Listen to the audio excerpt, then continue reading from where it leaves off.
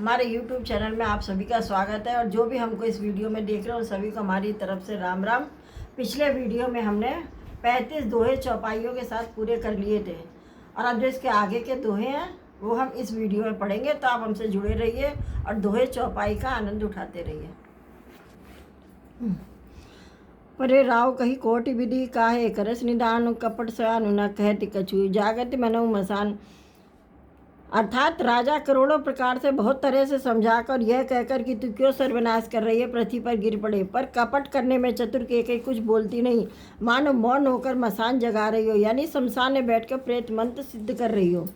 राम रावरट बिकल बुआलू जनु बिनु पंख बिहंग बिहालू हृदय मनाव भोर जनि होई रामई जाई कहे जनि कोई। अर्थात राजा राम राम रट रहे हैं और ऐसे व्याकुल हैं जैसे कोई पंछी बिना पंख के बेहाल हो जाता है और अपने हृदय में मनाते हैं कि सवेरा ना हो और कोई जाकर श्री रामचंद्र जी से यह बात ना कह दे। उदय करो जन रवि रघुकुल गुरु अवध बिलो के सूल हो भूप प्रीत के कई कठिनाई अभय अवध विधि रची बनाई। अर्थात हे रघुकुल के गुरु सूर्य भगवान, आप अपना उदय ना करें, अयोध्या को बेहाल देखकर आपके हृदय में बड़ी पीड़ा होगी।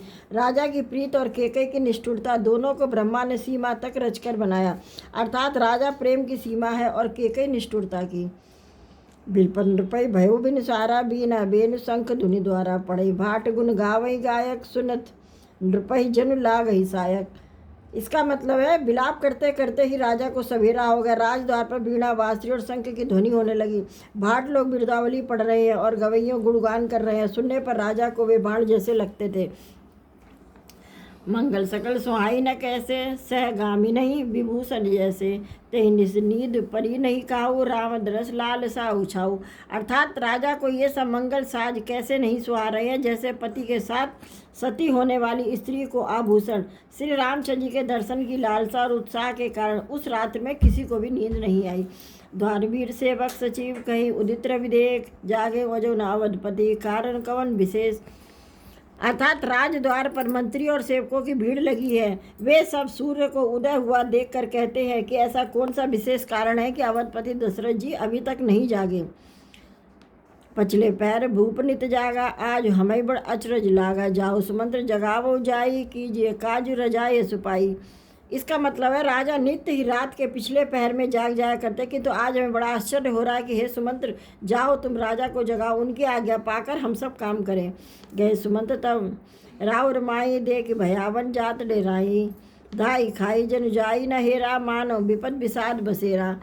अर्थात तब सुमंत्र रावले राजमहल में गए पर महल को भयानक देखकर वे जाते हुए डर रहे थे। ऐसा लगता मानो दौड़कर काट खाएगा। उसकी ओर देखा भी नहीं जाता, मानो विपत्ति और विषाद ने वहाँ डेरा डाल रखा हो।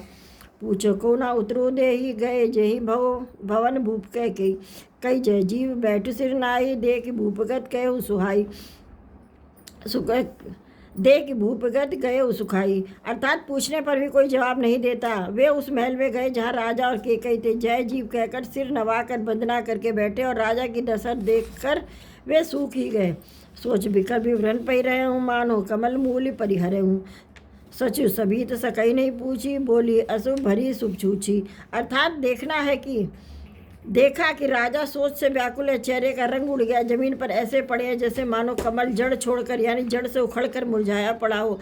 मंत्री डर के मारे कुछ पूछ नहीं सकते। तब अशुभ से भरी हुई और शुभ से विहीन केकई बोली पहिना राजई नींद निस हेतु जान जगदीश राम राम उरट भोर किए कहे न मरम महिष। अर्थात राजा को रात भर नींद नहीं आई, इसका कारण जगदीश्वर ही जाने। इन्होंने राम राम रटकर सवेरा कर दिया परंतु इसका भेद राजा कुछ भी नहीं बतलाते। आनो रामई वेग बुलाई समाचार तब पूछे हुआ चलो सुमंत्र राय रुक जानी लकी कुचाल कीन कछुरानी। अर्थात तुम जल्दी राम को बुलाओ तब जाकर समाचार पूछना। राजा का रुख जानकर सुमंत्र जी चले, समझ गए कि रानी ने कुछ कुचाल किए। सोच विकल्पक पर ही न पाऊ रामई बोली कहीं का राऊ उड़ धरी धीरज गए उस दुआरे पूछे सकल देख मन मारे। अर्थात सुमंत्र सोच से व्याकुल है, रास्ते पर पैर नहीं पड़ता यानी आगे बढ़ा नहीं जाता। सोचते हैं कि राम जी को बुलाकर राजा क्या कहेंगे। किसी तरह हृदय में धीरज धरकर वे द्वार पर गए और सब लोग उनको मन के मारे उदास देखकर पूछने लगे समाधान कर सो सब ही का, गयो जहाँ दिन कर कुलटी का। राम सुमंत्र यावत लेखा, आदर की ने पिता समले का। अर्थात सब लोगों का समाधान करके किसी तरह समझा बुझाकर सुमंत्र वहाँ गए जहाँ सूर्य कुल के तिलक श्री रामचंद्र जी थे। श्री रामचंद्र जी ने सुमंत्र को आते देखा तो पिता के समान समझकर उनका आदर किया। निरख बदन कई भूप रजाई, रघ कुलदीप चले उलिवाई। राम को भात सचिव संग जाई, देख लोग जह तय बिलखाई।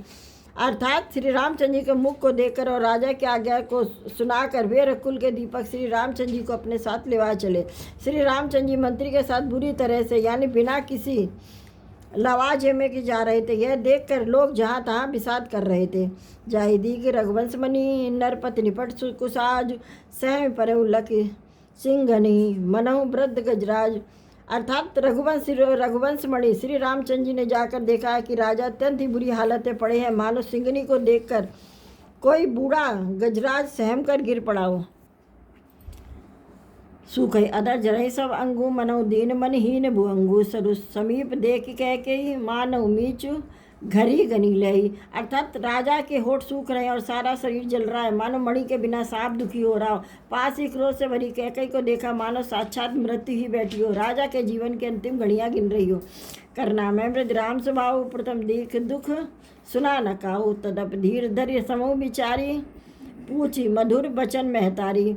अर्थात श्री रामचंद्र जी का स्वभाव कोमल और करुणामय है। उन्होंने अपने जीवन में पहली बार यह दुख देखा। इससे पहले कभी उन्होंने दुख सुना न था, तो भी समय का विचार करके हृदय में धीरज धरकर उन्होंने मीठे वचनों में माता कैकेयी से पूछा, मोई कहूँ मात तात दुख कारण करी जतन, जय होई निवारण। सुनो राम सब कारण यही राज है, तुम पर बहुत स्नेह। अर्थात हे माता, मुझे पिताजी के दुख का कारण कहो ताकि जिससे उसका निवारण हो यानी दुख दूर हो, वह यत्न किया जाए। कैकेयी ने कहा, हे राम सुनो, सारा कारण यही है कि राजा का तुम पर बहुत स्नेह है। देन कहे ने मोही दुई वरदाना, मांग जो कछ मोही सुहाना। सो सुन भूय भय भूप उर सोचू, छाड़ न सके तुम्हार संकोचू। अर्थात इन्होंने मुझे 2 वरदान देने को कहा था, मुझे जो अच्छा लगा मैंने वही मांगा। उसे सुनकर राजा के हृदय में सोच हो गया, क्योंकि ये तुम्हारा संकोच नहीं छोड़ सकते। सुसनेव इत बचन उत, संकट परउ नरेशु, सकौ तु आयस धरऊ सिर, मेटऊ कठिन कलेश। अर्थात इधर तो पुत्र का स्नेह और उधर वचन प्रतिज्ञा। राजा इसी धर्म संकट में पड़ गए हैं कि यदि तुम कर सकते हो तो राजा की आज्ञा सिरोधार करो और इसके कठिन कलेश को मिटाओ। निद्रक बैठ कही कटवाने, सुनन कठिनता अति अकलाने। जीव कमान बचन सरनाना, मनो मही मृदु लक्ष्य समाना। अर्थात कैकेयी बेधड़क बैठी ऐसी कड़वी बात कह रही है जिसे सुनकर स्वयं कठोरता भी अत्यंत व्याकुल हो उठी हो। जीव धनुष है, वचन बहुत से तीर है और मानो राजा ही कोमल निशाने के समान है। जनु कठोरपन धरे शरीरा, सीखे धनुष विद्या बरबीरु। सब प्रसंग रघुपति सुनाई, बैठे मनो तनु धरी निठराई। अर्थात इस सारे साज समान के साथ मानव स्वयं कठोरपन श्रेष्ठ वीर का शरीर धारण किए धनुष विद्या सीख रहा है। श्री रघुनाथ जी को सब हाल सुनाकर वैसे बैठिए मानो निष्ठुरता ही शरीर धारण किए हुए हो। मन मुस्काई भानुकुल भानु, राम सहज आनंद निधानु। बोले वचन बिगर सब दूषण, मृद मंजुल जनबाग विभूषण। अर्थात सूर्य कुल के सूर्य स्वभाव की आनंद निदान श्री रामचंद्र जी मन में मुस्कुराकर सब दूसरों से रहित ऐसे कोमल और सुंदर वचन बोले मानो वाणी के भूषण ही थे। सुन जननी सोई सुत बड़ भागे, जो पितु मातु बचने अनुरागी। तनय मातु पितु तोष निहारा, दुर्लभ जननी सकल संसारा। अर्थात हे माता सुनो, वही पुत्र बड़ा भागी है जो माता पिता के बचनों का अनुरागी यानी पालन करने वाला है, माता पिता को संतुष्ट करने वाला पुत्र। हे जननी सारे संसार में दुर्लभ है। इस वीडियो में हमने 5 दोहे चौपाइयों के साथ पढ़े, यानी हमारे 40 दोहे पूरे हो चुके हैं चौपाइयों के साथ में। और जो इसके आगे के दोहे चौपाई है वो हम अगले वीडियो में पढ़ेंगे। तब तक के लिए आप हमारा वीडियो देखिए, समझिए, हमारे चैनल को सब्सक्राइब कीजिए। अब हम मिलेंगे अगले वीडियो में, तब तक के लिए आप सभी को जय श्री राम।